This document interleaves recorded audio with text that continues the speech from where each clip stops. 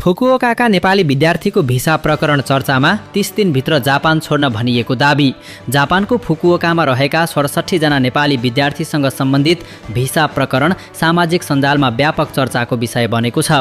सामाजिक सञ्जालमा फैलिएको जानकारी अनुसार ती विद्यार्थीहरूले हाकेन कम्पनी मार्फत रोजगारी खोज्ने क्रममा उपयुक्त कम्पनी नमिलेको अवस्थामा पनि भिसा सम्बन्धी प्रक्रिया अघि बढाइएको दाबी गरिएको छ। त्यसपछि अध्यागमन कार्यालयले उनीहरूलाई 30 दिनभित्र जापान छोड्नुपर्ने सूचना दिएको दाबी गरिएको छ। यस्तै केही विद्यार्थीले JLPT उत्तीर्ण गरे पनि धेरैसँग JLPT प्रमाणपत्र नभएको विषय पनि चर्चामा आएको छ। यद्यपि यी विवरणहरू स्वतन्त्र रूपमा पुष्टि हुन बाँकी छन्। सामाजिक सञ्जालमा आएका दाबी अनुसार सम्बन्धित कानुनी प्रतिनिधिले विद्यार्थीहरूलाई एकपटक नेपाल फर्किएपछि नयाँ सर्टिफिकेट अफ इलिजिबिलिटी COE प्रक्रिया गरेर पुनः जापान ल्याउने प्रयास गर्ने जानकारी दिएको बताइएको छ।